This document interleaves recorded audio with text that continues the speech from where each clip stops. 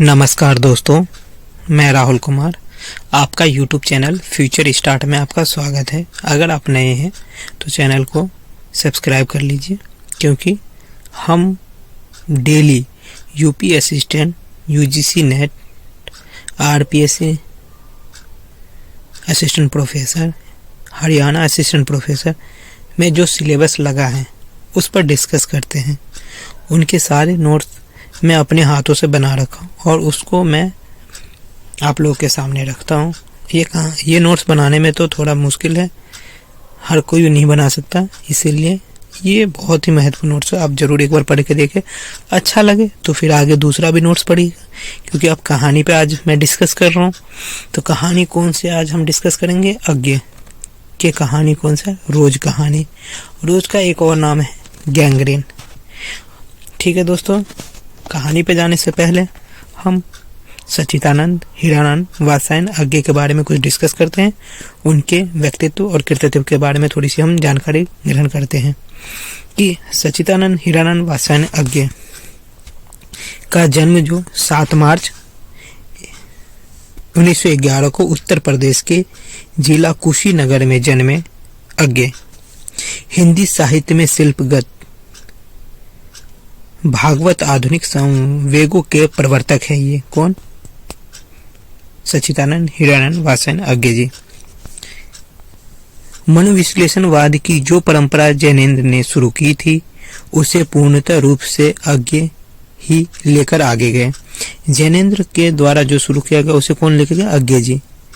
उनकी कहानी पर फ्राइड मतलब पाश्चात्य काव्य शास्त्र जो है, फ्राइड का मनोविश्लेषणवाद और शास्त्र का अस्तित्ववाद का प्रभाव नजर आता है। दोस्तों, उनकी कहानियों में व्यक्ति के व्यक्तित्व तथा उनके सामाजिक पक्षों को केंद्रीय महत्व प्राप्त होता है।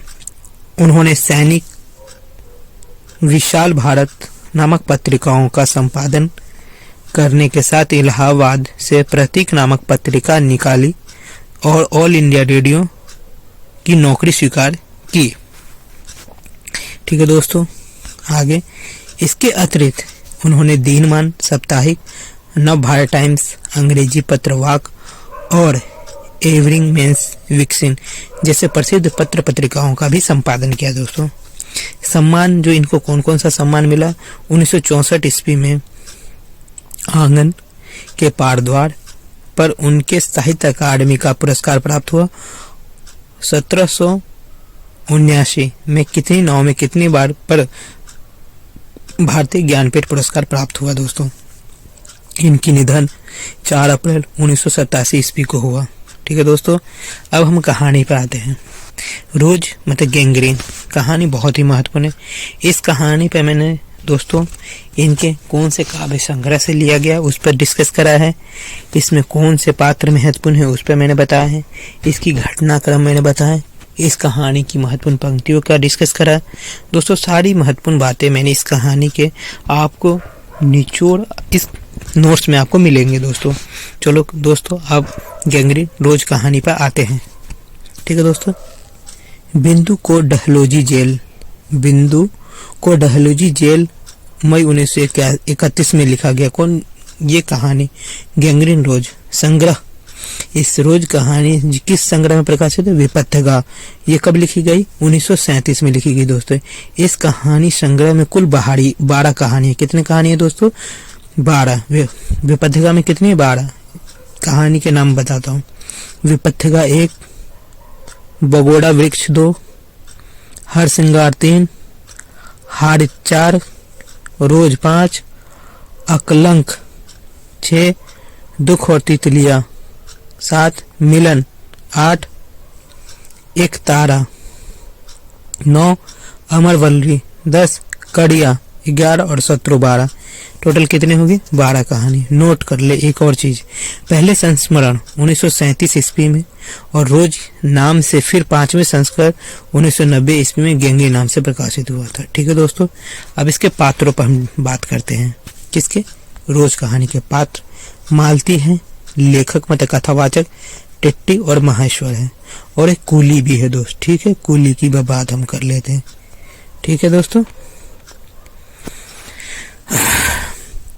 मालती लेखक के दूर के रिश्तेदार की बहन या सखी है दोस्तों। मध्य वर्गीय स्त्री है, माहेश्वर की पत्नी है, टीटी की माँ है, विवाह पूर्व स्वच्छंद चंचल लड़की जो विवाह के उपरांत अत्यंत गंभीर स्त्री हो जाती है। बहुत ही महत्वपूर्ण लाइन है। लेखक मालती दूर के रिश्तेदार की बहन है, 4 वर्ष बाद मिलने जाता है। किससे? मालती से। टीटी मालती और माहेश्वर का पुत्र है। माहेश्वर मालती का पति, टीटी का पिता पहाड़ी गांव में सरकारी डिस्पेंसरी में डॉक्टर है और एक निर्दिष्ट ढर्रे पर जीवन जीता है। ठीक है दोस्तों, आगे अब आते हैं। कथासार और घटनाक्रम और पंक्ति भी है दोस्तों। दोपहर में उस सूने आंगन में पैर रखते ही मुझे ऐसा जान पड़ता मानो उस पर किसी सांप की छाया मंडरा रही हो। उसके वातावरण में कुछ ऐसा अकथ्य अस्पृश्य किंतु फिर भी बोझिल और प्रकंप और घना सा फैल रहा है। ये दोस्तों लाइन बहुत अच्छी, इसको याद कर लीजिए। इसमें समय का वर्णन है। 1:30 से 2 बजे आने का समय है महेश्वर का। ये घर समय बताया गया, इसमें समय जरूर बताया इस कहानी में। मालती का लेखक का संबंध भाई बहन से ज्यादा सखी का रहा है दोस्तों। मैं आज कोई 4 वर्ष बाद उसे देखने आया हूँ। जब मैंने उसे इससे पूर्व देखा था तब लड़की थी, अब वह विवाहित है, एक बच्चे की माँ भी है। मालती विवाह के 2 वर्ष हो गए। कितने वर्ष हो गए मालती के विवाह के? 2 वर्ष, ये भी पूछा जा सकता है। क्या विवाह के 2 वर्ष में ही वह बीते दिन भूल गई या अब कुछ दूर इस विशेष अनंत पर रहना चाहती है? क्योंकि वह निर्बोध स्वच्छंदता अब तो नहीं हो सकती, पर फिर भी ऐसा मौन जैसा अजनबीपन से भी नहीं होना चाहिए। ठीक है दोस्तों, आगे आते हैं। कहानी में क्या घटना है? मैंने देखा उन आंखों में कुछ विचित्र सा भाव, मानो मालती के भीतर कहीं कुछ चेष्टा कर रहा हो, किसी बीती हुई बातों को याद करने की, किसी बिखरे हुए वायुमंडल को पुनः जगाकर गतिमान करने की, किसी टूटे हुए व्यवहार तंतु को पुनर्जीवित करने की और चेष्टा से सफल न हो रहा हो, वैसे जैसे बहुत देर के प्रयोग में न लाए हुए अंग को व्यक्ति एकाएक उठाने लगे और पाए कि वह उतना ही नहीं, चिर स्मृति से मानो मर गया हो।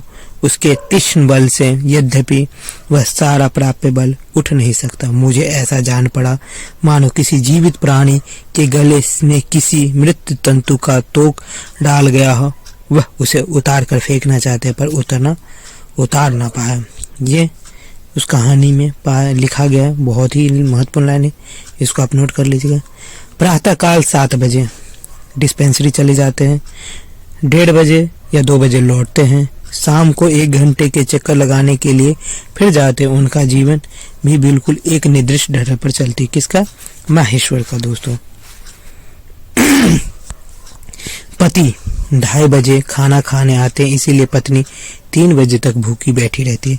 मेरे लिए तो यह नई बात नहीं है, रोज ही ऐसा होता है। इसलिए रोज ऐसे होता है, इसीलिए ये भी है कहानी का जो समय के केंद्र में रखा गया है। इसलिए रोज की बात करें और गैंग्रीन की बात किस लिए है वो आप देखते हैं। इस कहानी में गैंग्रीन रोग की चर्चा है, तो इसलिए गैंग्रीन कहानी भी कहा जाता है। मालती ने कहा, यहाँ सब्जी वब्जी तो कुछ होती ही नहीं, कोई आता जाता है तो नीचे से मंगा लेते। मुझे आए 15 दिन हुए, जो सब्जी साथ लाए थे वही अभी बढ़ती जा रही है। मुझे ऐसा लग रहा है इस घर में कोई घिरी हुई है, वह अज्ञात रहकर भी मानो मुझे भी वश में कर रही है। मैं भी वैसा ही नीरस सा हो रहा हूँ जैसे यह घर, जैसे मालती। वही 3 बजे, अब क्या है दोस्तों, बजने का ही टाइम है। वही 3 बजने वाली बात मैंने फिर देखी। अब की बार और उग्र रूप में मैंने सुना। मालती एक बिल्कुल अनैच्छिक अनुभूति ही नीरस यंत्रवत, वह भी थके हुए यंत्र से के स्वर में कही, 4 बज गए। मानो इस अनैच्छिक समय गिनते में ही उसका मशीन तुल्य जीवन बीतता हो। वैसे ही जैसे मोटर का स्पीडोमीटर यंत्रवत फासला नापता जाता है और यंत्रवत विश्रांत स्वर में कहता है किससे कि मैंने अपने अमित शून्य पथ पर इतना अंश तय कर दिया कि न जाने कब मुझे नींद आ गई। अब लेखक सो जाता है। उसके बाद महेश्वर 6 बजे लौटे थे और उन्हें 7 बिस्तर भी लेकर कूली आया था। किसके कूली? जो लेखक कथावाचक है उनका बिस्तर वो कूली लेकर। एक काठा चुभा तो उसे गैंग्रीन हो गया। ये महिला कहती। मालती ने कहा, ऐसे ही होते हैं डॉक्टर, सरकारी अस्पताल है हाँ, क्या परवाह है, मैं रोज ही ऐसे ही बातें सुनती। अब कोई मुर जाए तो ख्याल ही नहीं आता। पहले तो रात दिन नींद नहीं आती थी। एक दिन की बात है जब हम सभी स्कूल भर्ती हुई ही थे, जब हमारा सबसे बड़ा सुख, सबसे बड़ी विजय थी हाजिरी हो चुकने के बाद चोरी से क्लास से निकल भागना और स्कूल में कुछ छुट्टी पर आम बगीचों में पेड़ के चढ़कर कच्ची अमियाँ तोड़ ला खाना। अब तीसरा लाइन जो मालती कुछ दिन पढ़ती, उसके माता पिता तंग थे। एक दिन उसके पिता ने उसे एक पुस्तक ला कर दी, कहा कि इसके 20 पन्ने रोज पढ़ा करो, हफ्ते भर बाद मैं देखूंगा कि इससे समाप्त कर चुकी हो। मालती नित्य ही उसके 10 पन्ने 20 पेज फाड़ कर फेंक देती थी। ठीक है दोस्तों, कितनी उदंड लड़की थी वो दिखाया गया। शादी के बाद कितना शरीफ लड़की होगी वो बताया जा रहा है। वही उदंड और चंचलता मालती आज कितनी सीधी हो गई, कितनी शांत और एक अखबार को तरसती है। जब वो आम लेकर उसका पति आया था तो वो अखबार ही पढ़ने लग गई थी और पहले जब पढ़ने के लिए मिला था तो कुछ नहीं पढ़ती थी दोस्तों। अब आगे लेखक मालती से मिलने 18 मील पैदल चल के आता है। कितने मील? 18 मील पैदल। 10:30 बजे मालती भोजन कर रही है रात में। पूर्णिमा के दिन था जिस दिन लेखन गया। वो कौन सा दिन था? पूर्णिमा, जब लेखक मालती के घर पर था। टिट्टी पलंग से नीचे गिर जाता है। टिट्टी रोज ही गिरता है पलंग से। माँ कहती है, माँ युवती, माँ यह तुम्हारे हृदय को क्या हो गया जो तुम अपने एकमात्र बच्चे को गिरने पर भी ऐसी बात कह सकती हो, और यही अभी जब तुम्हारा सारा जीवन तुम्हारे आगे है।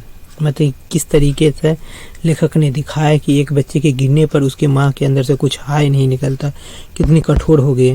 वह भावना मिथ्य नहीं है। मैंने देखा कि सचमुच उस कुटुंब में कोई गहरी भयंकर छाया घर कर गई है। उनके जीवन में इस पहले ही यौवन में घुन की तरह लग गई है। उनका इतना अभिन्न अंग हो गई है कि वे उसे पहचानते ही नहीं। मैंने उस छाया को देख भी लिया है। अब कितने बजे? रात के 11। मतलब पूरे दिन की कहानी है दोस्तों। एक दिन की कहानी लिखी गई है दोस्तों। इस कहानी में मैं सार स्वरूप कुछ बता देता हूँ। एक कहानी है, लेखक अपने बहन मालती के घर पे आता है। मालती के घर पे आने के बाद वहाँ पे वो मालती से मिलता है। मालती की स्थिति जो शादी से पहले थी, शादी के बाद की स्थिति बदल जाती है। उसको ये लगता है कि इस घर में ही कुछ ऐसी छाया है कि इनके व्यवहार ऐसे हो गए। ठीक है, वो फिर उसके बाद उसके डॉक्टर पति महेश्वर आते हैं। वो लेखक से मिलते हैं। लेखक से मिलकर वो थोड़ी सी बातचीत करते हैं, फिर खाना खाते हैं, फिर वो चले जाते हैं डिस्पेंसरी से 6 बजे आते हैं। तो उसके साथ कूली भी आता है जो मतलब लेखक का बिस्तर लेके आता है। ठीक है, और उसमें गैंग्रीन रोज नामक बीमारी की बात है, जिससे लेखिका वहाँ की जो मालती है बहुत दुखी होती, क्योंकि गैंग्रीन से पैर काटना पड़ता है, जिससे लेखक को अत्यंत दुख, मालती को बहुत ही दुखी होता है।